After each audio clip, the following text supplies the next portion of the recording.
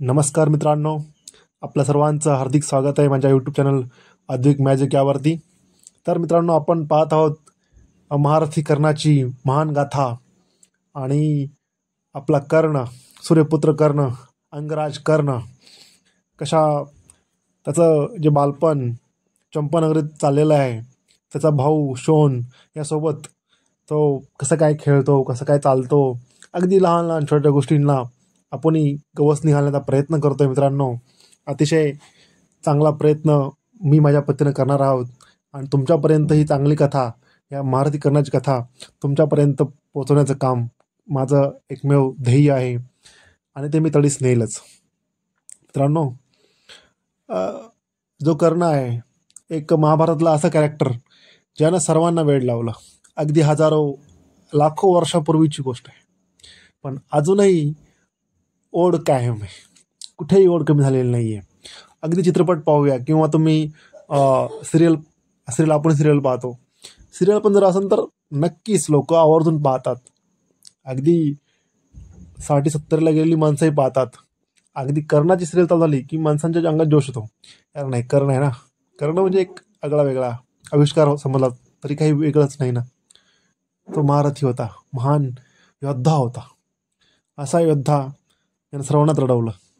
त्यांना ठरवलं असतं ना तर पांडवांना कधीही हरवलं असतं, पण शब्दाला बांधील होता. शब्द दिला होता माता कुंतीला, तुझ्या 5 पुत्र नक्कीच जिवंत राहतील, त्यापैकी मृत्यू मात्र माझा होईल किंवा अर्जुनाचा, बाकी सर्वांना मी सोडून देईल. भीम वगैरे त्याच्यासमोर तर नृत्य करायला लागले होते, हरला म्हणून. काय करणार ना यार, कर्ण आहे ना. कर्ण म्हणजे काय, साधा सिंपल माणूस थोडीच होता.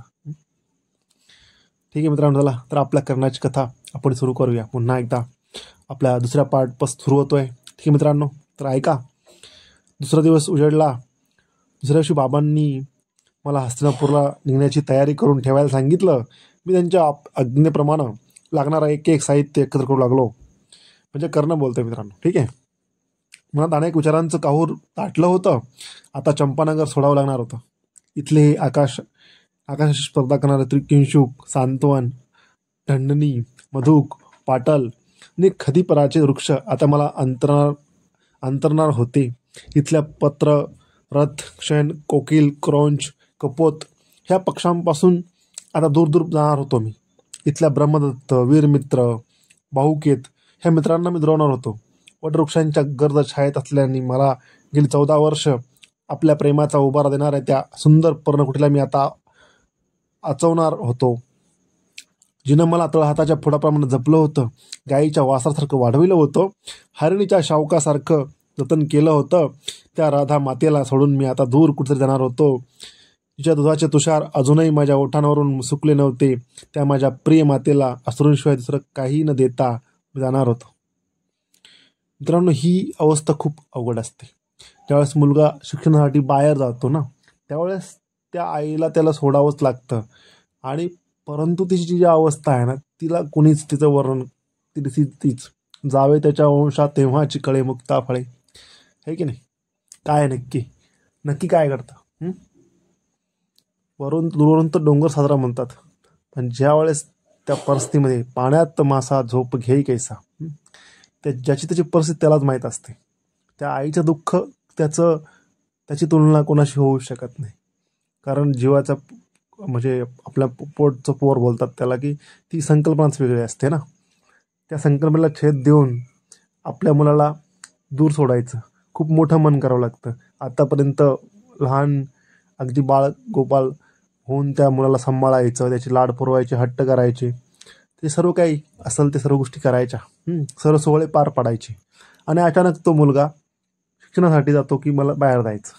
त्यावेळेस त्याच्या जी आई असते, ती माता असते, त्याला सोडणं खूप अगदी जीवावर येतं, पण सोडते. खूप मन मोठं करून सोडावं लागतं. तीच अवस्था आपल्या राधा माताची झालेली आहे. आता कर्ण चाललेला आहे शिक्षणासाठी. त्याला ही धनुर्विद्या शिकायची आहे, तर त्याला जायचं आहे ना. तर त्याला हस्तिनापूरला जायचं आहे. हस्तिनापूरला जाऊन त्या गोष्टी शिकायच्या आहे सर्व. आणि जावंच लागेल, थांबवू शकत नाही. ठीक आहे, असा तो काळ होता ज्यावेळेस की काही मोबाईल वगैरे काहीच नव्हतं तेव्हा. एकदा मुलगा गेला की गेला, संपला विषय, आहे की नाही. जेव्हा काही तिकडनं काही येईल निरोप वगैरे बातमी तरच. चला तर ठीक आहे मित्रांनो, वसुदादा ह्या नावाचा उच्चार करताना ज्याचे ओठ कधी थकले नव्हते, त्या चौकस, निरागस नि भाबड्या शोनाची आणि माझी आता ताडातूट होणार होती. आणि सगळ्यात मोठी अशी एक गोष्ट मला एकसारखी जाणू लागली, ती की इथल्या गंगा मातेच्या अफाट पाण्यातून वर येताना माझ्यासाठी उत्साहाचे प्रचंड स्रोत घेऊन येणाऱ्या सूर्यदेवांना पुन्हा त्याच स्वरूपात मी इथून पुढे पाहणार नव्हतो. मी हस्तिनापूरला जाणार होतो. असं कसं असेल ते हस्तिनापूर? तिथं मोठे मोठे वाडे आहेत म्हणे, प्रचंड व्यायामशाळा, अनेकविध शस्त्रास्त्रांनी ठासून भरलेल्या शस्त्रशाळा, फुरफुरणाऱ्या धिप्पाड घोड्यांच्या रांगांनी भरून गेलेल्या अश्वशाळा, सांत्वन वृक्षांसारखे आकाशाच्या पोटात त्यांचे कळस गेले आहेत अशी भव्य मंदिर तिथं आहेत. आणि दाराच्या कवाडासारखी छाती असलेले पिळदार दंड आणि मांड्या असलेले असंख्य योद्धे ज्यांनी ते गजबजून गेलेलं आहे. गुरुकुलातील पराक्रमी राजांच्या राजधानीचं नगर आहे म्हणे ते. कोणत्या दिशेला असेल ते? विचारांच्या तंद्रीत हाती लागेल ते साहित्य मी भराभर रथाजवळ आणून ठेवित होतो. तेवढ्यात शोन बाहेर आणून आला. त्यानेही मला मदत करायला सुरुवात केली. त्याला अजूनही कल्पना नव्हती की आज मी जाणार होतो. तो म्हणाला, वसुदादा, बाबा नेहमीच रथ घेऊन इथे येतील तर किती छान होईल नाही? आपणाला मग नेहमीच रथातून फिरायला मिळेल. मी काहीच बोललो नाही. आज मी तुला सोडून जाणार हे त्याला कसं सांगावं तेच मला समजत नव्हतं. शेवटी जाण्यासाठी बनून बाबा रथाला घोडे जोडू लागले. शोनच त्यांना एक घोडा आणून देऊ लागला. दारात उभ्या राहिलेल्या आईला मी वाकून वंदन केलं. मला वर उठवीत तिनं माझ्या मस्तकांचं दीर्घ अवघ्राण केलं. मला उराशी कोटाळीत भारावून ती गतून म्हणाली, एकच लक्षात ठेव वसू, गंगेच्या पाण्यात कधीच खोलवर जाऊ नकोस. तिच्या डोळ्यांतून अश्रूंच्या सरी ओघळू लागल्या. हे मातृत्व असतं ना, ही माईचं प्रेम, ज्या आईचं प्रेम असतं ते वेगळं असतं. ते समजायला आईच व्हावं लागतं. ते दुसरं कोणाला समजू शकत नाही. तिची व्यथा, त्यामध्ये रिअलिस्टिक काय असतं. त्यांतील 2 अश्रुबिंदू माझ्या चमत्कारावर पडले. माझ्या सर्वांगावर रोमांच उभे राहिले. वायू गतीनं शरीरातील रक्त जोमानं फिरू लागलं. माझ्या रक्तातील बिंदू त्या अश्रूंना अत्यंतिक प्रेमानं सांगत होता, माते, तुझ्या या उपदेशाचं मोल कसं जतन करू? केवळ एवढंच सांगतो की साक्षात मृत्यू आला तरी तुझा वसू कधीच सत्यापासून किंचितही अढळणार नाही. काहीतरी आठवल्यामुळे ती पुन्हा प्रगटत गेली. लागलीच बाहेर येत तिनं माझ्या हातावर एक चांदीची लहान पेटी ठेवली. अत्यंत भारावलेल्या स्वरात ती म्हणाली, वसू, जेव्हा जेव्हा तुला माझी आठवण येईल ना, तेव्हा तेव्हा तू या पेटीत दर्शन घे. माझ्या जागी तिलाच मान. तुझी ती आईच आहे असं समजून तिला सांभाळ. मी पेटी उत्तरेत व्यवस्थित बांधून घेतली. आणखी एकदा आईला वंदन केलं. तिनं थरथरलेल्या हातानं दह्याचे 4 थेंब माझ्या हातावर पातले. मी ते घेतले. एकदा त्या सगळ्या पर्णकुटीवर दृष्टिक्षेप टाकून मी ती डोळ्यात सामावून घेतली आणि वळलो. रथ तयारच होता. शोन बाबांना काहीतरी विचारत होता. बाबांनी मला रथाला बसायला सांगितलं.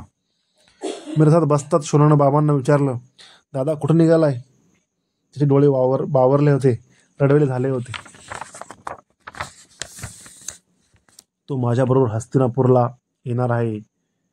तू जात. बाबांनी घोड्यांचे वेग आपल्या हातात घेऊन एकदम त्यांच्या पाठीवर जोरदार आसूड मारीत त्याला सांगितलं.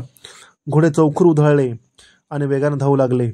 शोन हात उंचावीत, दादा थांब म्हणत रथामागून धावू लागला. आईनं पुढं होत चटकन त्याला पकडलं. मी सुटकेचा निश्वास टाकला. रथ पुढे जाऊ लागला. पण शोन पुन्हा आईच्या हातांतून निसटला होता. दूरवर त्याची लहानशी आकृती पुढं सरकताना दिसत होती. उत्तरीय सावरीत एक हात वर, एक उंच करीत तो धावत होता. नगरीच्या सीमेपर्यंत आम्ही आलो. मला वाटलं होतं शोन दमून शेवटी तसाच परत जाईल, पण हात उंचावीत तो अजूनही धावत होता.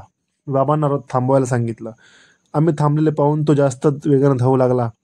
भोळ्या भाबड्या आणि पोरकट वाटणाऱ्या शोनाच्या अंगी सुद्धा किती मोठी चिकाटी होती. त्याला माझ्याबरोबर यायचं होतं म्हणून तो भान विसरून धावत होता. किती हट्टी होता तो, पण हट्टी तरी कसा. किती सहज निर्भय प्रेम होतं त्याचं माझ्यावर. थोड्या वेळातच तो धावत आमच्याजवळ आला. त्याची कोवळी मुद्रा घामानं डवरून गेली होती. फारच दमला होता तो, पण अशा स्थितीत चटकन पुढं होत त्यानं वेगानं रथात झेप घेत उडी मारली. चेहरा डवेला करून धाप लागल्यामुळे तुटक तुटक शब्दात तो म्हणाला, मला मला सोडून जातोस की काय रे दादा? तू गेलास तर मी तुझ्याबरोबर येणारच. परत जाणार नाही. बाबांच्याकडे पाहिलं. क्षणभरच थांबून कसला तरी निश्चय केल्यासारखं ते म्हणाले, ठीक आहे, चल तूही. शोनानं आनंदानं मला एकदम कडकडून मिठी मारली. मी उत्तरी आणि त्याच्या तोंडावरचा घाम पुसला. खरंच किती भाग्यवान होतो मी. मला क्षणासारखा प्रेमळ भाऊ लाभला होता. म्हणतात भाऊ असावा तर भरतासारखा. भरत राजासारखा भाऊच नाही. लक्ष्मणाचा त्याग आहेच, परंतु तरी भाऊ म्हटलं तर भरतरासारखा भाऊच. भरत एक वेगळे व्यक्ती होता, भरपूर छान. त्यांनी जे केलं, त्यांनी जे दाखवलं, त्यांच्यातली ख्यातीच वेगळी होती. ठीक आहे मित्रांनो, आता शोन पण त्याच पद्धतीने त्याला प्रेम करत होता कर्णावरती. ठीक आहे. नगरी जवळची एक खुणेची ठिकाणं मागं पडू लागली. आजूबाजूच्या गर्द वनराईत चंपानगरी अस्पष्ट होऊ लागली. माझं बालपणही अस्पष्ट होऊ लागलं. माझ्या बालपणाचे ठसे उमटलेला तो हिरवा असमंत क्षणाक्षणाला डोळ्यांना होऊ लागला. बकुल, खदीर, दंडनीचे वृक्ष मागे पडू लागले. भूक्षेत्रासारख्या दिसणाऱ्या चंपानगरीतील आमच्या शेजाऱ्यांच्या पर्णकुट्या मागे पडू लागल्या. 2 दिवसापूर्वीच्या पठारावर आम्ही राज्यसभेचा खेळ मांडला होता, ते नगरी बाहेरचं पठार आलं. त्यावरचा काळा पाषाण मध्यभागी एकाकीपणा तापत उभा होता. मला राजा म्हणून मान देणारं ते लुटपुटीचं पाषाणाचं सिंहासन, महाराज व सुसेनांचं ते सिंहासन मला मुकपणं निरोप देऊ लागलं. हात उंचावून मी त्याला चंपानगरीला वंदन केलं. माझं जीवन बालपणाची हिरवळ सोडून जाऊ लागलं. चंपानगरीकडून हस्तिनापूर क्रूरयांची सामर्थ्यशालिनी संपन्न राजनगरी, महापराक्रमी योद्ध्यांची नगरी, अनेकविध कलाकारांची नगरी, ज्या नगरीची ती मी मनोमन चित्र रेखाटत होतो, ज्या नगरीबद्दल मी बाबांच्या तोंडून आजपर्यंत नुसतं ऐकत आलो होतो, ते हस्तिनापूर एक मासानंतर दृष्टिक्षेपात येऊ लागलं. वाड्यांचे आणि मंदिराचे कळस आकाशाच्या उदरात घुसल्यासारखे उभे होते. नगराला चंदेरी पाण्याचा विळखा देऊन गंगा संतपणे वाहत होती. तिच्या पात्रावर असंख्य पक्षी चित्कारत होते. आजूबाजूच्या दोन्ही 3 योजनांत फक्त उंचच उंच वाडे, गोशाला, आश्वशाळा, मंदिर आणि व्यायामशाळा यांची गर्दी उडाली होती. महाप्रतापिनी पुण्यवान कौरवराज धृतराष्ट्रांच्या नगरात आमचा रथ प्रवेश करीत होता. माझ्या आयुष्याचा रथ सुद्धा आता या नगराच्या मार्गावरूनच धावणार होता. चंपानगरीत गंगा मातेनं जशी मला सोबत दिली होती, तशीच ती इथे देईल काय, मी स्वतःलाच विचारलं. मार्गावरची धूळ उडवीत रथ नगराच्या सीमेत घुसला. घोडे पाण्याला घेऊन जाणारे अश्वपाल, गायींच्या घंटांच्या स्थलावर परत फिरणारे गोपाल, पाण्याकरता गंगेकडं कलश घेऊन चाललेल्या स्त्रिया, शेतातील मशागत करून खांद्यावर नांगर टाकून परत फिरणारे कृषीजन, माझे डोळे येथील एक एक दृश्य टिपू लागले. पश्चिम क्षितिजावर सूर्यदेव नगराचा निरोप घेण्यासाठी रेंगाळत होते.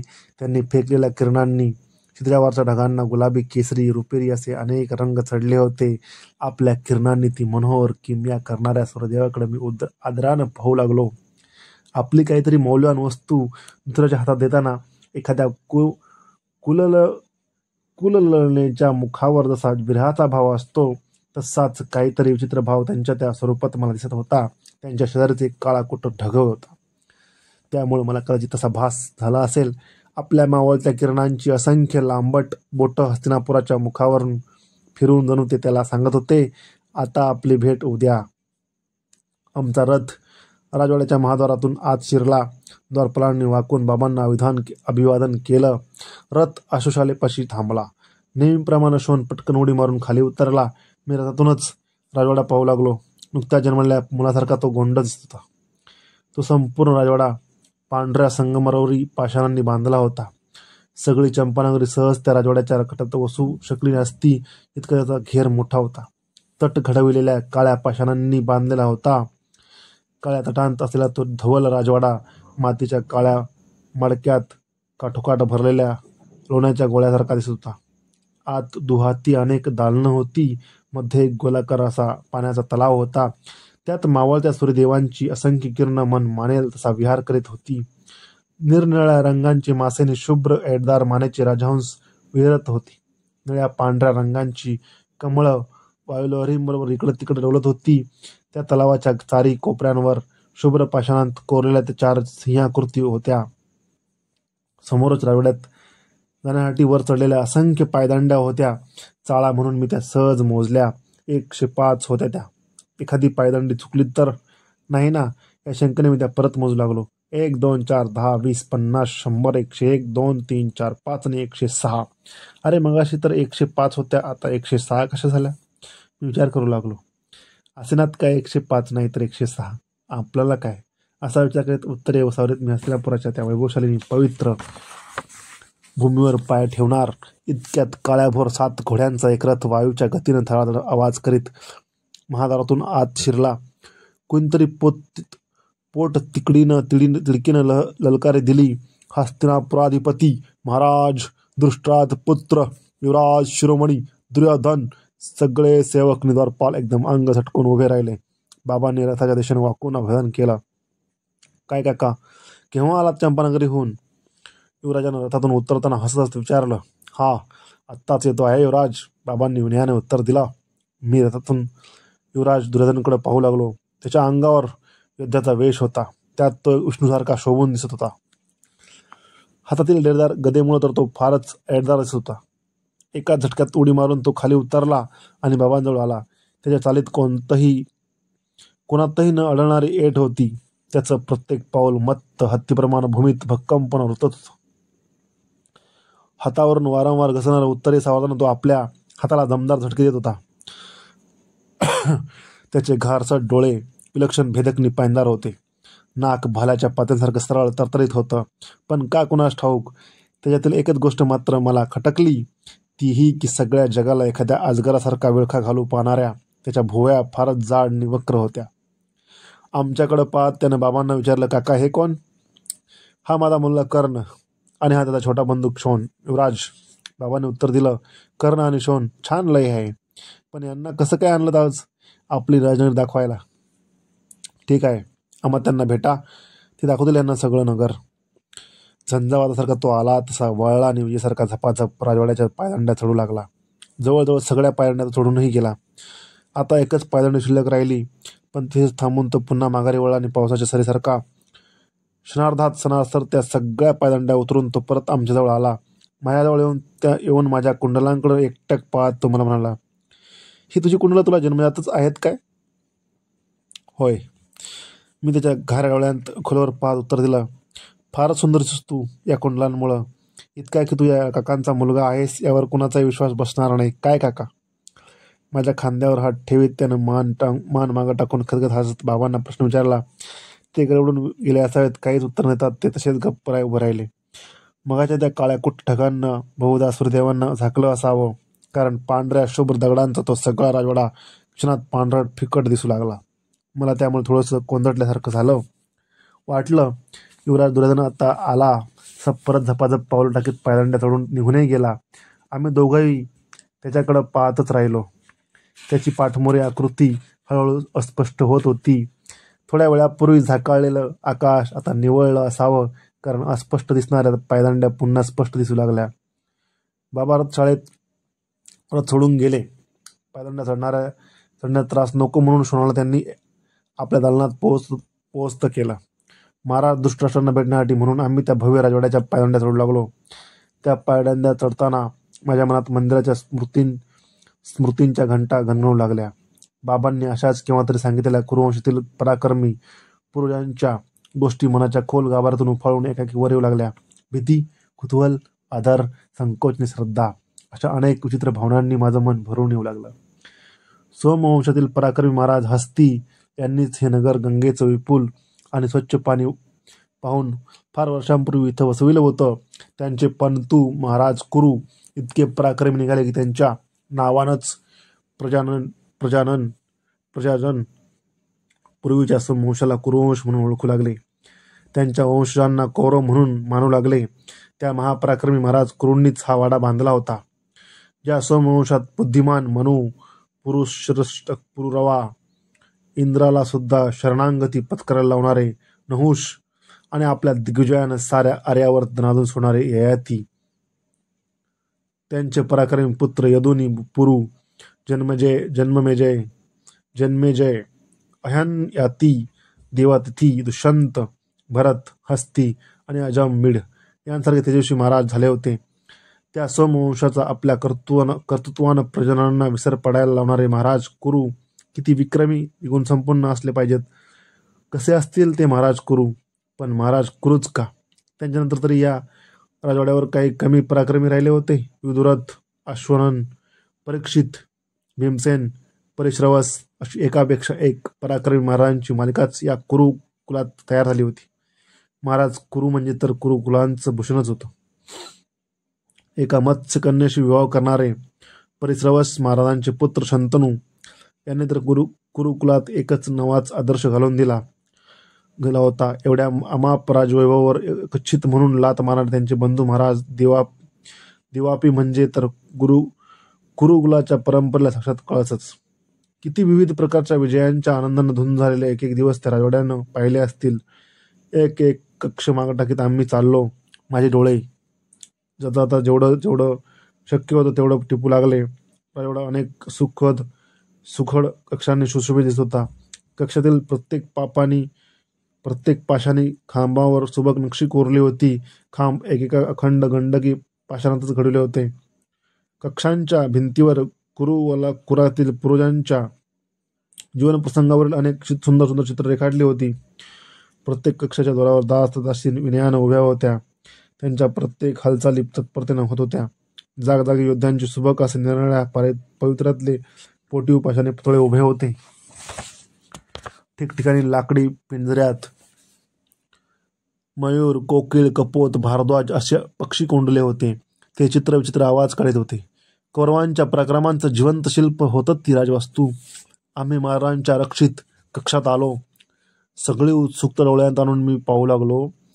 सोन्यानं मळवलेल्या एका उंच नक्षीदार आसनावर महाराज दृष्टांत बसले होते. त्यांच्या मस्तकावर सोनेरी मुकुट होता. अंगात मधूनच चमचमणारी तलम राजवस्त्र होती. गळ्यात माणिक, मोती, वैरदर्य यांच्या टपोऱ्या माळा होत्या.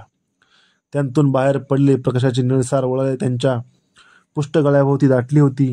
रुद्रछातीचे महाराज दाट भारदार पांढऱ्या दाढीमुळे ऐदरत होते. पण त्यांच्या डोळ्याभोवती काळी काळी वलये होती. डोळे मिटल्यासारखे दिसत होते. त्यांच्या उजव्या हाताला पण थोडंसं खाली एका साध्या लाकडी आसनावर एक सौम्य आणि नितळ चेहऱ्याची एक व्यक्ती बसली होती.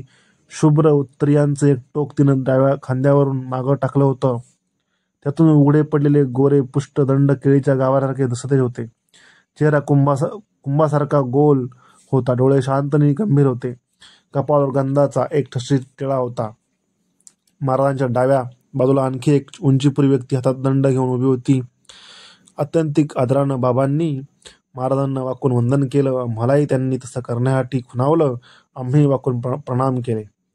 मी आपला सेवक सुतराज अधिरथ आपणाला क्षेम इच्छून वंदन करीत आहे.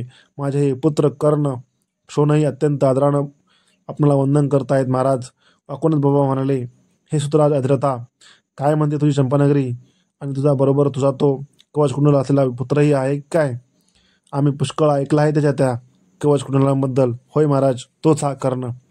असं बाळ कर्णाजवळ त्यांनी अचूक माझ्याकडं हात केला. बाबांनी मला जवळ जाण्यासाठी खुणावलं. मी झटकन पुढे आलो. महाराजांनी चाचपडत माझा हात हातात धरला. मी त्यांच्या चेहऱ्याकडं पाहिलं. त्यांच्या दोन्ही डोळ्यांच्या लिबलिबीत तांबसर कडा पाणवल्या होत्या. पापण्यांजवळचे स्नायू पापण्या उघडण्यासाठीच अतिशय आर्द्रतेनं डोळू लागले. पण पापण्या उघडण्याऐवजी डोळ्यांच्या कडांवर साचलेलं पाणी मात्र परंगळून गालावरच्या शुभ्र दाढीत मिसळलं. मी वाकून त्यांच्या चरणांना स्पर्श केला. त्यांनी दंडाला हात धरून मला चटकन वर उठविलं.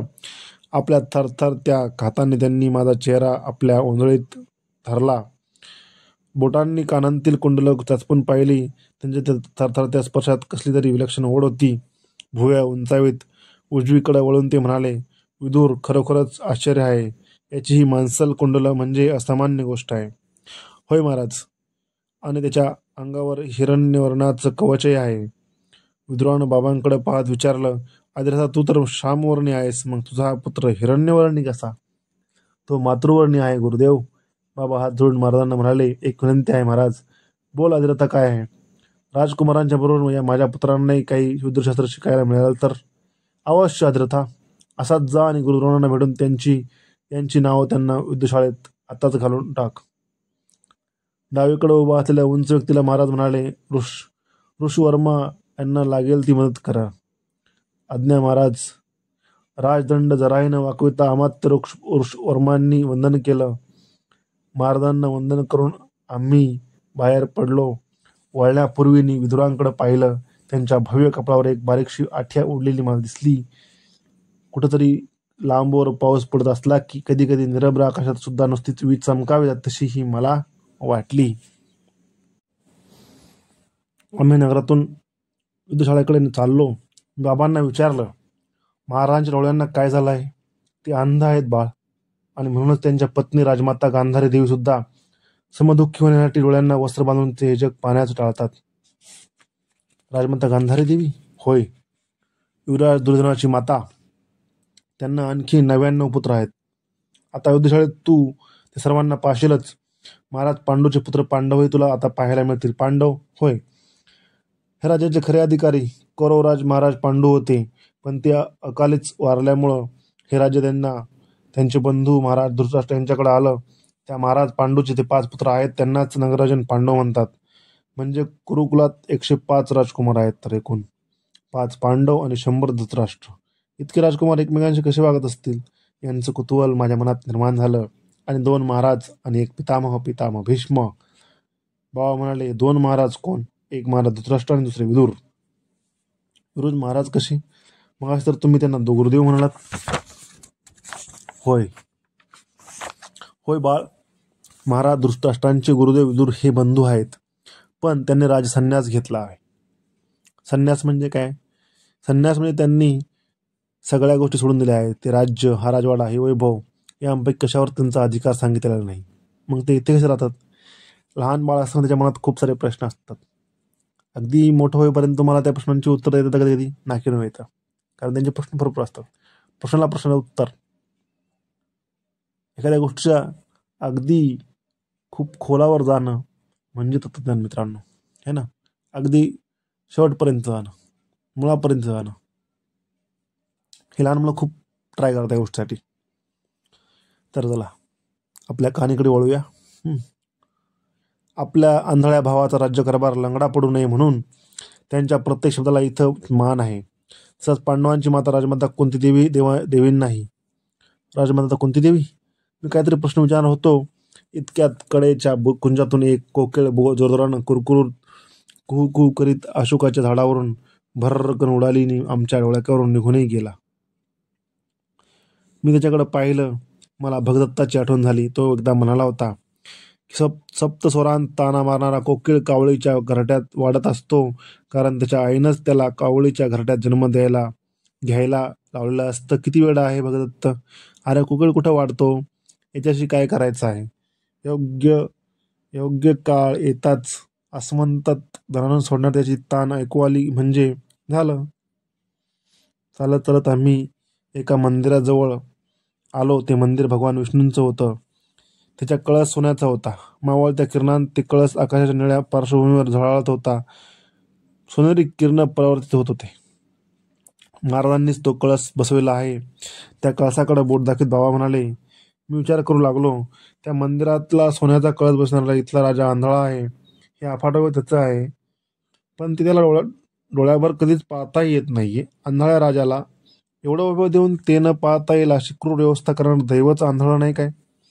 100 मुलगी आहे, एवढं अमाप राजवैभव असलेल्या या राजाला भाग्यवान म्हणायचं की सगळे पाहण्यासाठी डोळे नाहीत म्हणून अभागी म्हणायचं? आपले 100 पुत्र हा आंधळा पिता कसा काय ओळखत असेल? आणि सर्वात महत्वाचं म्हणजे डोळे नसतानाही एवढ्या अफाट साम्राज्यावर तो लक्ष कसं ठेवत असेल? चे काही काही प्रश्नांचं उत्तर देता येत नाही. बाळ गेल्याबरोबर गुरुदेवांना लागलेच वंदन कर. बाबांनी आताच मला सूचना केली. बाबा कसे दिसतायत हो गुरुदेव? मी उत्सुकतेने विचारलं. कसे म्हणून सांगू? आता बघशीलच तू त्यांना. आम्ही लगबगीने चालू लागलो.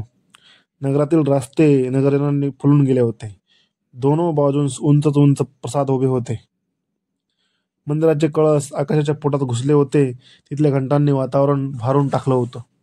मार्गावरून आशोपाल घोडे घेऊन आणि स्त्रिया घडे घेऊन जाण्यासाठी गंगेकडे जात होत्या. बाजारपेठा गजबजून गेल्या होत्या. पुष्कळ चालून आल्यानंतर आम्ही एका प्रचंड लोखंडी महाद्वाराजवळ आलो. त्याच्या दोन्ही बाजूंना काळ्या रंगाच्या पाषाणांचा तट दूरवर निपुणता होत गेला होता. महाद्वारावरच्या भव्य कमानीवर त्रिकोणी भगवा ध्वज फडफडत होता. द्वारपालांनी आम्हाला आताच वंदन केलं. आम्ही वाकून आत गेलो. ती कुरूंची युद्धशाळा होती. आत सभोवती मोठी दालनं होती आणि मधोमध एक योजन घेराचा एक भव्य खडा होता. त्याचे अनेक भाग पाडले होते. एका बाजूला मल्लांसाठी आखाडा होता, तर तांबड्या रंगाची बारीक माती गोलाकार पसरली होती. अनेक मल्लयुवकांच्या जोड्या त्यात एकमेकांवर डाव प्रतिडाव करीत झुंजत होत्या. त्या आखाड्यात मध्यभागी एक थोराडा अंगाचा गौरववर्णी युवक दंड थोपटीत गोलाकार नाचताना दिसला. त्याच्या जवळपास कोणीच फिरकत नव्हतं. हात उंचवून तो आखाड्यावर थैथै नाचत होता. कर्णा, तो राजपुत्र भीम बघ, आखाड्यात सर्वांना आव्हान देत फिरतो आहे. त्याच्याकडे बोट दाखवीत ते बाबा म्हणाले. दुसऱ्या बाजूला अश्वारोहणासाठी भव्य जागा मोकळी सोडली होती. त्या जागेत घोड्यांना रांगेत त्याला धावता यावं म्हणून चकोऱ्या आखल्या गेल्या होत्या. त्यांना धावताना सतत अडथळा व्हावा म्हणून जागोजागी खंदक घालले होते. आणि खंदक पाण्याने भरलेले होते. ठिकठिकाणी उंच गुंफण उभी केली होती. अनेक युवक ते सर्व अडथळे लिया ओलांडून घोडी शिकवताना दिसले. पूर्वेकडील बाजूला खडगांचे हात करण्यासाठी असंच एक पटांगण केलं होतं. त्याच्या कडेच्या सगळ्या विविध आकारांची चिलखतं आणि लहान मोठ्या ढाली टांगल्या होत्या. अनेक योद्धे खडगांच्या खणखणाट करीत होते. एकमेकावर दातओठ खाऊन तुटून पडत होते. पश्चिमेच्या बाजूला त्यांचं आकाराचं एक गोलाकार पटांगण होतं. गदेच्या सरावासाठी त्यात काही युवक गदा पेलत होते. गर्जना करीत मंडल घेत होते. शूल, तोमर, शतग्नी यांच्यासाठी लहान मोठी अशी अनेक क्रीडांगणं त्या भव्य जागेत तयार केली होती. सभोवतीची दगडी दालनं अनेक वेळ शस्त्रास्त्रांनी ठासून भरली होती. त्या आखाड्यावर कुठूनही पाहिलं तरी एक अगदी मध्यावर असेल असा एक उंच लांब रुंद असा लक्षवेधाचा दगडी चौथरा होता. त्या चौथऱ्यावर निरनिराळ्या आकारांची फुलांची सजवलेली धनुष्य मांडली होती. एका बाजूला बाणांचे असंख्य भाते मांडून ठेवले होते. समोर अनेक लक्ष ठेवली होती. त्या चौथऱ्यावर एक सावळ्या रंगाचा युवक विरासन घालून उजव्या पायाच्या चवड्यावर शरीर पेलून बसला होता. हातातील धनुष्याची प्रत्यंचा त्यानं कानापर्यंत खेचली होती. एक डोळ्यामधून त्यानं दुसऱ्या डोळ्यांची बाहुली त्या पानांच्या टोकासमोर स्थिर केली होती. त्यांच्याजवळ एक सैलसर वस्त्र घातलेला शुभ्र दाढी असलेला, डोक्यावरचे केस एकत्र बांधलेला उंच असा एक वृद्ध उभा होता. त्याची मुद्रा नदीच्या डोहासारखी शांत होती. त्या सावळ्या युवकाच्या प्रत्यंचेवरचा हात त्यांनी सरळ केला. काहीतरी तो त्याला समजावून सांगू लागला. युवक ते लक्षपूर्वक ऐकत होता. बाबा त्या युवकाकडे बोट दाखवीत म्हणाले, बाळ, तोच तो गंगापुत्र धनुर्धर राजकुमार अर्जुन. तोच तो पांडुपुत्र धनुर्धर राजकुमार अर्जुन. आणि त्याला तू सूचना करतात ते पूजनीय गुरुदेव द्रोण. धनुर्धर अर्जुन असे ना का? पण त्याला यापेक्षा एडदार विरासन नाही का घालता येणार? एक विचार माझ्या मनात येऊन गेला. गुरुदेव द्रोण मात्र अशोक वृक्षासारखे भव्य वाटत होते. त्यांच्या अंगावरील शुभ्र वस्त्र त्यांच्या उंच शरीराला शोभून दिसत होती. आम्ही आखाड्यातील मार्गानं चौथऱ्याकडे चालू लागलो. भोवतीची पटांगणं पाहून उगाच अंगातील उष्णता आपोआप वाढत असल्यासारखं मला वाटायला लागलं. आपणही आता उतरावं आणि मंडल घेत आवेशानं गदेचे खडगांचे प्रहार समोरच्या प्रतिस्पर्ध्यांना करावेत. आपणही नठाळ घोड्यांना नमून त्यांच्या तोंडातून फेस येईपर्यंत त्यांना दमटावं. हत्तीची सोंड धरून त्याला पिसळवावं आणि त्याला दमवून शेवटी त्याच्या पाठीवर आरूढ व्हावं. चौथऱ्यावर बसलेल्या त्या युवकाला दंडाला धरून उठवावं आणि विरासन कसं ऐडदात घालायला हवं हे मी एकदा नीटपणे त्याला सांगखोन द्यावं. मल्लविद्येच्या आठवड्यात उगाच रानोटल्यासारख्या फेऱ्या मारणाऱ्या त्या दांडगट भीमाशी हौदा खेळून त्याची रगई जिरवावी. आम्ही धनुर्विद्येच्या त्या उंच चौथऱ्यावर आलो. वर बसल्या राजकुमार अर्जुनानं एक बाण सोडला. समोरच्या दूरवरच्या लाकडी लक्षात तो सपकन घुसला. गुरुवर द्रोणाने त्याच्या पाठीवर एकदम थाप मारली आणि त्यानंतर म्हणाले, साधू अर्जुना, पण जवळ जाऊन तुझा तो सुचिपूर्ण बाण लक्षात कितपत घुसला आहे ते नीट पहा. अर्जुन अज्ञाधारकपणे उठला आणि दमदार पावलं टाकीत लक्षाच्या दिशेने निघून गेला. इतक्यात बाबा पुढे आले. चौथऱ्याखालीच उभं राहून त्यांनी गुरुवर्य द्रोणांना वंदन केलं. मी गुरुवर्य द्रोणांकडे पाहिलं. ते पश्चिमेकडे तोंड करून उभे होते. संध्याकाळची मावळती किरण त्यांच्या दाट शुभ्र दाढीवर पडल्यामुळे ती रुपेरी रंगात चमकत होती. दादांचे भरगच्च लांबसडक केस सरळ पोटांपर्यंत उतरले होते. त्यांतील काही बटा वाऱ्यांमुळे इकडं तिकडं भुरकून उडत होत्या. कपाळावर, तोंडावर आणि उघड्या पोटावर भस्माचे पट्टे होते. भव्य कपाळावर वार्धक्यामुळे आठ्यांचं जाळं पसरलं होतं. नाक सरळ आणि तरतरीत होतं. त्यांच्या भुवया सुद्धा पांढऱ्याशुभ्र होत्या. त्या खालचे डोळे मात्र विलक्षण आत्मविश्वासाने तळपत होते. तरीही त्यात शांतता होती. मोठ्या आदरानं वाकून मी त्यांना वंदन केलं. त्या गुरुवर्यांच्या देखरेखीखालीच माझं विद्युशास्त्राचं अध्ययन व्हावं अशी माझी बाबांची इच्छा होती. हा माझा पुत्र कर्ण. बाबांनी त्यांना सांगितलं. माझी फार मोठी अपेक्षा होती ती माझ्या कानांतील कुंडलाबद्दल ते आता मला कधीही विचारतील. पण निर्विकारपणे ते नुसतेच म्हणाले, तुझा पुत्र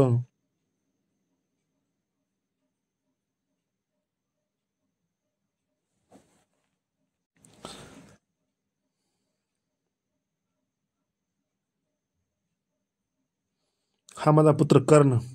बाबांनी त्यांना सांगितलं. माझी फार मोठी अपेक्षा होती की माझ्या कानांतील कुंडलाबद्दल ते आता मला काहीतरी विचारतील. पण निर्विकारपणे ते नुसतेच म्हणाले, तुझा पुत्र अधिरथा. मग आज विद्याशाळेत कसं काय आणलंस त्याला? आपल्या चरणावर घालण्यासाठी. माझ्या चरणावर कशासाठी? राजकुमाराबरोबर यालाही थोडंसं विद्येचं शिक्षण मिळेल तर. राजकुमाराबरोबर? अधिरथा, विद्या हे केवळ क्षत्रियांचं कर्तव्य आहे. तुझ्या पुत्राला हवं तर त्या विद्याशाळेत शिष्य कर, कृपांच्या पथकात. पण त्याला राजकुमाराबरोबर कसं घेता येईल, शिकता येईल? बाबांचा चेहरा क्षणकाल काळवंडला. काय बोलावं तेच त्यांना थोडा वेळ समजेना. शेवटी ते कसतरी म्हणाले, जशी आज्ञा गुरुदेव. गुरुदेवांना परत वंदन करून आम्ही परतू लागलो. वाटेत राजकुमार अर्जुन लक्षातील बाण काढून परतताना आम्हाला भेटला. मी त्याला निरखून पाहिलं. त्याचा रंग आकाशासारखा निळसर होता. हनवटी भाल्याच्या टोकासारखी निमुळती होती. त्याचे पांढरे डोळे दोन्ही कान शिलांकडे निरुंद निमुळते होत गेले होते. त्याचं नाक सरळ तरतरीत होतं.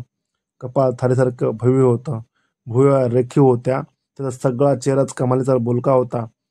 घंटेसारखा मधुर आवाज काढीत त्यानं बाबांना विचारलं, काय काका, आजच आलात काही चंपानगरीवरून? होय, या माझ्या पुत्राला कर्णाला घेऊन आलो. अर्जुनानं माझ्याकडे पाहिलं. माझ्या डोळ्यांपेक्षा माझ्या कानांतील कुंडलांकडे तो जास्त आश्चर्यानं पाहू लागला. तो मला काहीतरी विचारणार होता. तेवढ्यात आकाशातून एक कसलं तरी वेटोळं आम्ही दोघांमध्ये येऊन सपकन आदळलं. आम्ही सर्वजण दुचकून 2 पावलं मागे झालो. सर्वांनी काहीशा भीतीनं आणि बऱ्याचशा कुतूहलानं वर पाहिलं तर वर राकट रंगाचं एक गरुड आपले धिप्पाड पंख फडफडीत आकाशातून उभ्या आडव्या फेऱ्या मारित होता.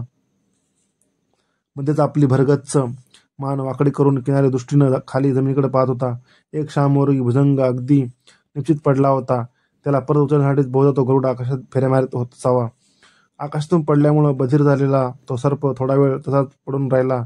पण क्षणभरातच वळवळत त्यानं त्याच्या हातांच्या पंजासारखी फणा काढली.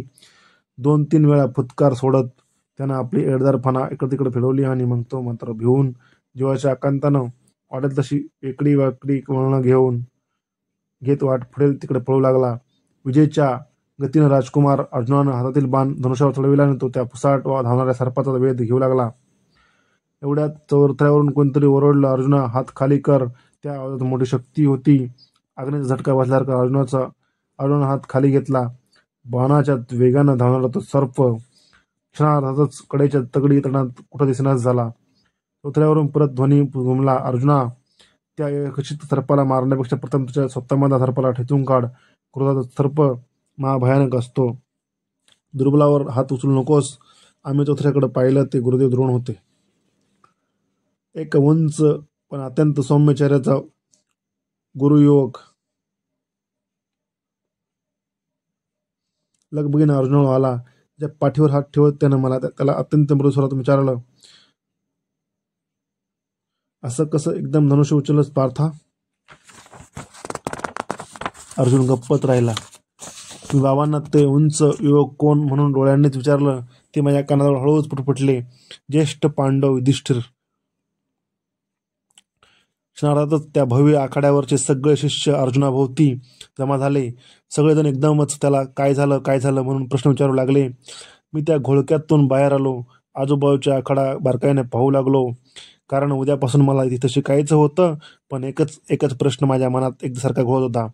मला राजकुमाराबरोबर का नाही शिकवता येणार? गुरुदेव मग म्हणाले की युद्धविद्या ही केवळ क्षत्रियांचं काम आहे. क्षत्रिय म्हणजे तरी काय? मी क्षत्रिय नाही काय? माझी नसल्यास होऊ शकणार नाही काय? माझं आणि शोनाचं नाव शाळेत नोंदून आम्ही त्या भव्य महादरावर आलो. बाबा काहीच बोलत नव्हते. शेवटी मीच त्यांना सांगितलं, बाबा मला ना काही राजपुत्रांबरोबर शिकता येणार, कारण तू क्षत्रिय नाहीस बाळ. ते म्हणाले, क्षत्रिय क्षत्रिय म्हणजे काय? तो राजकुलात जन्म घेतो तो क्षत्रिय. तू एका सत्तुकुळात जन्मला आहेस बाळ. समजावणेकर त्यांनी माझ्या खांद्या हळूवारपणे थोपटला. कुल राजकुळात जन्मणाऱ्यांना काय सहस्र हात असतात? त्यांनाच काय एवढं महत्त्व? तुला कळायचं नाही ते. उद्यापासून नियमितपणानं तू शाळेत येत जा. जे जे मिळेल ते शिकत जा. त्यांच्या उत्तरानं माझं समाधान झालं नाही. माझं मन वेड्यासारखं महाराज धृतराष्ट्र आणि गुरुदेव द्रोण यांची तुलना करू लागलं. प्रेमभरानं माझा चेहरा आपल्या ओंजळीत घेऊन आपल्या नसलेल्या डोळ्यांनी माझी कुंडलं पाहण्याचा प्रयत्न करणारे हस्तिनापूरचे महाराज धृतराष्ट्र कुणीकडं आणि माझ्या सुंदर कुंडलांचा साधा निर्देश न करणारे हे गुरुवर्य द्रोण कुणीकडं. खरोखरच ह्या महाराजांपेक्षा हे गुरुदेव कितीतरी वेगळे वाटतात. काय तर म्हणे, दुर्बलावर हात उचलू नकोस. सर्पाला दुर्बल म्हणणारे ते कौरवांचे गुरुदेव शहाणे की व्यवहार शून्य. त्यांना माहीत नव्हतं काय की तोच काळा सर्प क्षणार्धात त्या राजपुत्र अर्जुनाला काळा निळा करून शकला असता. अर्जुन आणि माझ्यात एक सर्प पडावा ही घटना मात्र अशुभ नव्हतीच का? छे, मन तरी किती विचित्र असतं ना. तो केवळ एक विभाग होता. पण गरुडाला पाहिलं की मला तो क्षणाला प्रश्न नेहमीच होता असा आठवत होता. दादा तू जाशील का रे गरुड पक्ष्यांसारखा उंच उंच? वेड्या क्षणा, मी प्रत्यक्ष पाहिलं आहे की कधी कधी त्या गरुडाला सुद्धा आपल्या भक्ष्याच्या शोधासाठी कावळ्यासारखं त्या घरटीभोवतीच घोटाळावं लागतं. नाही, त्यापेक्षा ते नक्कीच आकाशात नेहमी उंच राहिलं असतं. आम्ही राजवाड्यावर परत आलो. आमची वाट पाहत शोन सहज दालनात बसला होता. त्याच्या शेजारीच अमात्य वृक्षरमा उभे होते. संध्याकाळची दुरसर छटा त्याच्या सगळ्या राजवाड्यात पडल्यामुळे तो आकाशसारखा भव्य पण उदास वाटत होता. मी आपल्या अमात्य बाबा आणि शोन राजवाड्याच्या दक्षिण दिशेच्या एका दालनात गेलो. बाबा त्या दालनात राहत असत. त्या दालनाला पूर्वेकडच्या बाजूला एक गवाक्ष होतं. त्याच्यातून मी बाहेर डोकावून पाहिलं. दूरवर युद्धशाळेच्या भव्य आखाड्याभोवती दगडी तट स्पष्ट दिसत होतं. त्याला वळसा घालून गंगेचं पात्र शांतपणे वाहत होतं. सगळं हस्तिनापूर दिवसभर खेळून दमलेलं असेल. एखादं लहान मुलसं झोपेत तसं हळूहळू शांत होऊ लागलं होतं. एक सेवक आत आला आणि त्यानं हातातील पालित्यानं खोबऱ्यातील इंगुलीची तेल घातलेली मोठी दगडी समई पेटवली. अमात्य बाबा आणि शोन यांचे स्पष्ट चेहरे उजळून निघाले. सुतराज, काय झालं? नाव नोंद केलं का तुमच्या पुत्रांचं? अमात्यांनी अवस्थेनं बाबांना विचारलं. होय, बाबांनी नुसतंच उत्तर दिलं. त्यांचं मन कसल्या तरी सखोल विचारांत गुंतलं असावं. ठीक आहे, तुम्हाला जे लागेल त्याची सूचना बाहेरच्या सेवकाला द्या. मी येतो आता. अमात्य निघून गेले. पाकशाळेतून एक सेवक आमचा भोजन घेऊन आला. भोजन करून आम्ही बोलताना बसलो. नेहमीच्या सवयीप्रमाणे क्षोण अनेक प्रश्न विचारत होता. पण माझं त्याच्या प्रश्नांकडे मुळीच लक्ष नव्हतं. मंचकावर बसल्या बसल्या मी कोपऱ्यातील दगडी समयेतील दिवल्याच्या ज्योतींकडे पाहत होतो. जे जे प्रकाशमय होतं त्या सर्वांची मला अशीच विलक्षण ओढ वाटे. त्या ज्योतीकडं पाहता पाहताच घडलेल्या घटना एका मागोमाग एका डोळ्यांपुढे उभ्या राहिल्या. त्या सगळ्यांची एक विचित्र मालिका गुंफण्याचा प्रयत्न माझं मन करू लागलं. आपले दोन्ही हात उंचावून माझ्याबरोबर येण्यासाठी रथामागोमाग रडलेला होऊन जाणारा शोन सहसा आपला निर्णय न बदलणारे पण शोनाची ती अवस्था पाहून विरघळलेले बाबा. या हस्तिनापूरच्या राजवाड्यांचं महाद्वार आणि ओलांडतात झंझावतासारखा बाहेरून येऊन आमच्या पुढ्यात सर्वात प्रथम उभा राहणार तो ज्येष्ठ राजपुत्र दुर्योधन आणि त्याची एडदार चाल. कुरुवंशातील मी पाहिलेला तो सर्वात पहिला वीर होता. किती आस्थेनं माझ्या कुटुंबाबद्दल त्यानं स्वतःचं मत सांगितलं. माझ्या खांद्यावर हात ठेवून तो किती आत्मीयतेनं माझ्याकडे पाहू लागला. बस, राजपुत्र असावा तर तो दुर्योधनासारखा. एडदार माझा चेहरा उंजळीत घेऊन तो आपल्या हातांच्या स्पर्शानं पाहणारे त्याचे वडील महाराज धृतराष्ट्र राजवाड्याच्या समोरील तलावातल्या शुभ्र कमळासारखे दिसणारे विदूर, आम्हाला इथपर्यंत पोचवायला येणारे कौरवांच्या अफाट साम्राज्य अमात्य पुरुषोर्मा, आपल्याच तालात वेळ लागल्यासारख्या मल्लविद्येचा आखाड्यात एक पाय वर करून मंडल घेणारा भीम, वेंदळ्यासारखा वीररसन काढून धराचा आव्हानारा अर्जुन, ज्यांच्या मनाचा काही थांगपत्ता लागत न ते सागरासारखे कुरवरे धरून लहान वयातच प्रौढासारखा बोलणारा युधिष्ठिर, माझं मन चाळा करून उगाच युवराज दुर्योधन आणि अर्जुन, धृतराष्ट्र महाराज, गुरुदेव, द्रोण, विदूर आणि युधिष्ठिर यांची तुलना करण्याचा प्रयत्न करू लागलं. पण त्या कुणाचीच एकमेकांशी तुलना होत नव्हती. सगळे काही स्वतंत्र आणि आपलं असं वेगळंच अस्तित्व असलेले होते. जगात किती प्रकारची आणि कशा कशा स्वभावाची माणसं आहेत, कोण जाणे कोणाच्या कल्पनेतून ती निर्माण होतात, कशासाठी ती निर्माण होतात. या जगाचा तो कल्पक कारागीर तरी कोण आहे? त्याचा हे सगळे मासले निर्माण करण्यात काय हेतू असावा? कारण एकासारखा दुसरा इथं दिसत नाही आणि दिसला तरी असत नाही. छे, या प्रश्नांची कधीच आणि कोणालाही संगतवर उत्तर देता येत नाहीत. समोरच्या दगडी समयीतील इंगुदीचं तेल असा संपत आलं होतं. तिची ज्योत मंदावत होती. शोन केव्हा झोपी गेला होता. दिवसभराच्या प्रवासाने राजनगरीतल्या पायपटीनं थकलेले बाबाही निद्राधीन झाले होते. मी हळूच उठलो आणि विझू पाहणाऱ्या त्या ज्योतीवर एक हळूवार फुंकर घातली. त्या विझणाऱ्या वातीतील तेलाचा जळकट धूर माझ्या नाकाला जाणवला. मंचकावर येऊन आडवा झालो. तो माझ्या हस्तिनापुरातला पहिला दिवस होता. स्मृती ही अतिथीसारखी लहरी असावी. ती केव्हाही मनाच्या जोरात येऊन उभी राहते. मला एकदम राधामातेची आठवण झाली. आज त्या चंपानगरीतल्या आमच्या पर्णकुटीत एकटीच असणार त्या जाणीवेनं मी अस्वस्थ झालो. सगळी पर्णकुटी दिवसभर तिला खायला उठली असेल. मी तिथं नाही हे विसरून तिनं नेहमीप्रमाणे वसू म्हणून मला अनेक वेळा हाका मारल्या असतील. खरोखरीच आईचं मन म्हणजे त्रिभुवनातल्या सगळ्या प्रेमांचं अगरच नाही काय. येताना तिनं मला आठवण करून म्हणून एक चांदीची पेटी दिली होती. सगळं सोडून तिनं आपल्या लाडक्या पुत्राला ही जगावेगळी वस्तू का दिली होती? ती मला म्हणाली होती, जेव्हा जेव्हा तुला माझी आठवण येईल तेव्हा तेव्हा ह्या पेटीचं दर्शन घे. आपल्या आईच्या जागी तिला मान. खरंच किती भाबडं मन असावं तिचं. तिला काय कल्पना असणार की एक निर्जीव पेटी आईची जागा कशी भरून काढणार. माते, दुधाची तहान ताकावर कधीतरी भागली आहे काय? पण काही झालं तरी तुझ्या भावना मला जपल्याच पाहिजेत. काही झालं तरी तुझी आठवण जीवनाच्या अंतापर्यंत मी अशी जपीन. उत्तरीयात बांधलेली ती पेटी मी हळूवार हातानं सोडली. अत्यंतिक श्रद्धेने मी ती मस्तकी लावली आणि मंचकावरच्या एका कोपऱ्यात हळूवारपणे ठेवून दिली. जगातल्या 3 व्यक्तीवर मला अत्यंत प्रेम होतं. माझी आई, दुसरी माझे बाबा आणि तिसरा तिनागर शोन. तशीच 3 गोष्टींबद्दल मला विलक्षण ओढ होती. एक आपल्या असंख्य लहरींच्या असंख्य मुखांनी माझ्याशी घटका बोलणारी गंगामाता, दुसरी माझ्यासाठी केव्हाही उत्साहाचे प्रचंड स्रोत घेऊन घेणारे आदित्य नारायण आणि तिसरी ती आईनं दिलेली एक साधी खूण, चांदीची छोटीशी पेटी. या पेटीमुळे मला चंपानगरीची आठवण झाली. माझ्या मनात वासरू मातृभूमीच्या कासेला ढुसण्यात येऊ लागलं. त्यातून आठवणींच्या अनेक मधुर दुग्धारा वाहू लागल्या. त्यांची गोडी चाखत चाखत मी तसाच केव्हा तरी झोपी गेलो. भल्या पहाटे पक्ष्यांच्या किलबिलाटानं मी जागा झालो. गवाक्ष उघडून बाहेर पाहिलं. आकाशाच्या कडा नुकत्याच उजळत होत्या. गंगेच्या चंद्री वळणानं धुक्यांचं अंशुक पांघुरलं होतं. सगळं हस्तिनापूर हळूहळू जागं होत होतं. दुसरं एक कोरडं उत्तरीय घेतलं आणि दालनाबाहेर पडलो. गंगेच्या पाण्यात कोणीही नसताना शांतपणे मनसोक्त स्नान करून यावं असं योजून मी तिच्या घाटाकडं चालू लागलो. आजूबाजूचं सगळं जग धुक्याची धुलई अजूनही सोडायला तयार नव्हतं. सगळे मार्गणीच्या प्रसाद अंधुकने अस्पष्ट धुक्याचं फारच मजेदार दिसत होते. गंगेच्या किनाऱ्यावर मंदिरात एक घंटा वाजत होती. तेवढीच त्या नीरव शांततेत स्पष्टपणे ऐकत होती. त्या आवाजाच्या रोखानं चाललो. मला आईनं केलेली सूचना आठवली, गंगेच्या पाण्यात जाऊ नकोस. मी स्वतःशीच हसलो. किती भित्री आहे आई. तिला काय माहिती, लहान मूल समजते मला कसली त्या पाण्याची भीती. विचारांच्या तंद्रीतच घाटावर आलो. बरोबर आणलेलं उत्तरी एका पायदंडीवर ठेवलं. अंगावरच्या अधरियाचा काचा मारला आणि समोर पाहिलं. 10-12 हातांवरच पात्र तेवढं स्पष्ट दिसत होतं. बाकीचे सर्व पात्र पांढरट भुरक्यात धुक्यात झाकलं होतं. त्या पात्राला आदरानं नमस्कार केला आणि पाण्यात सुरकांडी मारली. पाण्याचा स्पर्श उबदार होता. जवळजवळ घटकाभर मी त्या पाण्यात मनसोक्त डुंबत होतो. घटकाभरानं धुकं निवळलं आणि पाण्यातून घाटाच्या दिशेने पाणी कापत आलो.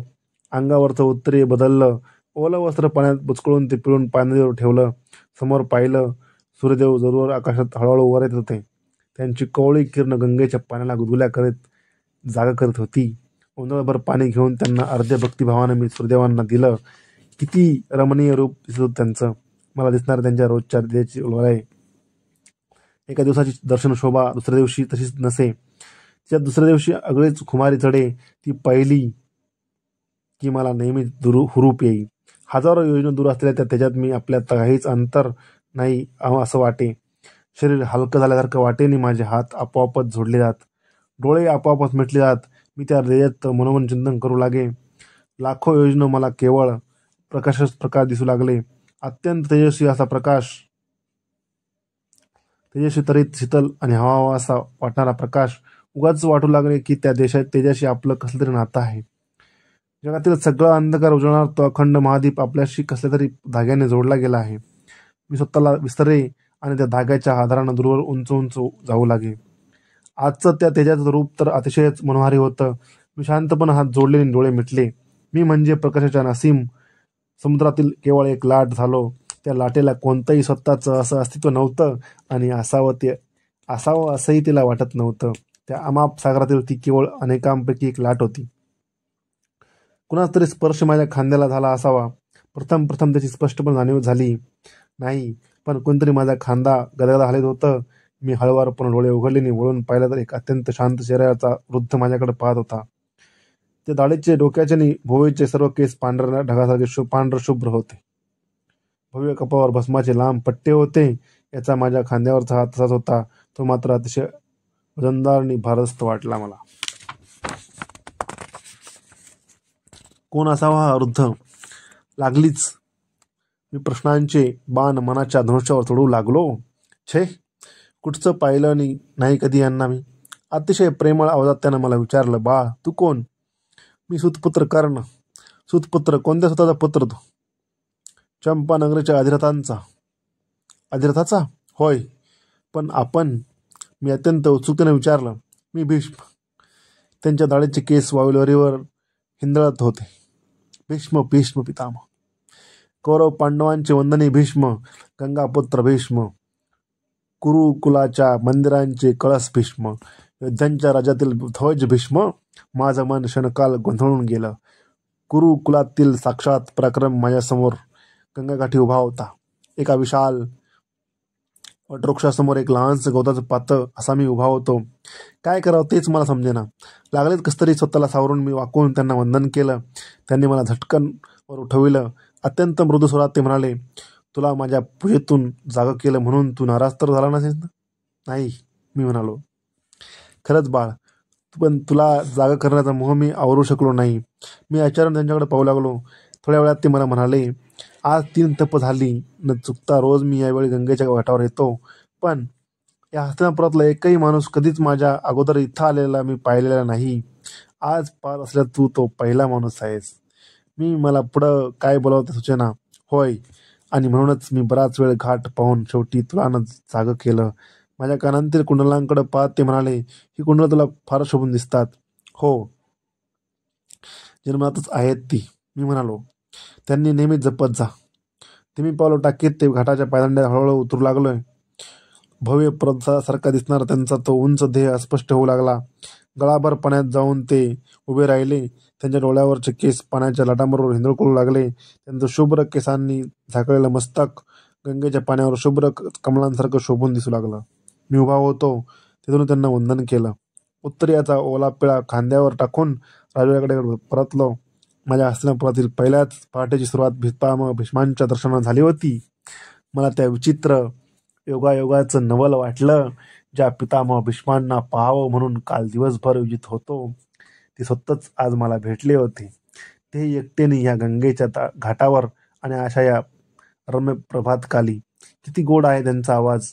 चेहरा कसा मंदिराच्या गाभाऱ्यासारखा शांत आणि पवित्र आहे.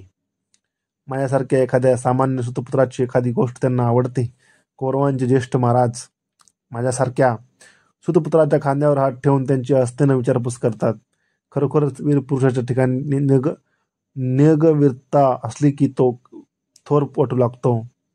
ज्या कुरुकुलात पितामहांसारखे वीर निसर्गवी पुरुष श्रेष्ठ निर्माण झाले ते कुल धन्यच होय. मीही किती भाग्यवान आहे. मी अशा राजवाड्यात राहण्याचं भाग्य मला मिळालं. आता वारंवार या पुरुष श्रेष्ठांचं आपणाला दर्शन घडेल. ते दोन शांत नि बोलके डोळे आपल्यावरही कृपादृष्टी ठेवतील. माझ्या जीवनातील ह्या 3 व्यक्तींवर माझं प्रेम होतं. त्यात आणखी एक व्यक्तीची भर पडली, पितामह भीष्म. आपला कर्ण अजून नवीनच आहे. हस्तिनापुरातले पहिले 1-2 दिवस असतील फक्त. त्यामुळे मित्रांनो, नवीन कर्णाला ते सगळं काही अगदी नवीन नवीन वाटतं. आपण जर नवीन जागेवर गेलो तर आपल्यालाही वाटतं की यार हे काय, सर्व नवीन नवीन वाटतं ना. प्रत्येकासोबत असलेली आपली ओळख, आणि प्रत्येकासोबत ओळखही होत नाही. त्यात कोणी आपल्यासोबत जर चांगलं प्रेमानं बोललं त्या व्यक्तीला आपण विसरतही नाही. तोच अनुभव आपल्या कर्णाला येतोय. तिथं नवीन नवीन माणसाला विचारतात. आणि कर्णाचं सर्वात अतिशय त्याचं कुतूहल म्हणजे त्याची कुंडला. ते कोणालाही प्रश्न करायला भाग पडत होती. कारण कर्ण होता. तो मात्र तो कोणासारखाच नव्हता. तो दानवीर होता. त्याच्याकडं सर्व गोष्टी भरपूर दिल्या होत्या देवानं. फक्त मान सन्मानापासून त्याला वंचित केलं होतं. उभं आयुष्य, कर्णाची कहाणी. मित्रांनो, तुम्हाला मी सांगणार आहे. आपलं हा पार्ट दुसरा होता. आज दुसरा पार्ट संपलेला आहे मित्रांनो.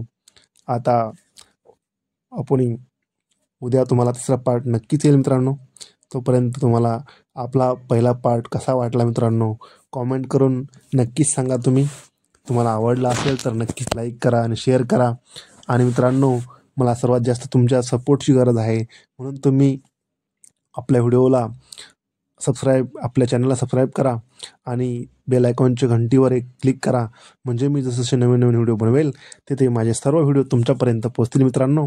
आणि तुम्हाला ह्या महाभारताचा रसप्राशन करायला काहीच हरकत नाही आहे. त्यासाठी तुम्ही सज्ज राहा मित्रांनो. मी तुम्हाला सर्व अगदी इन डेप्थ प्रत्येकाची कहाणी, अगदी सूर्यपुत्र कर्णाची कहाणी, अगदी बारीक बारीक गोष्टी जे तुम्हाला कुठेही ऐकायला मिळाल्या नसतील त्या आपल्या चॅनलवर नक्कीच मिळतील तुम्हाला.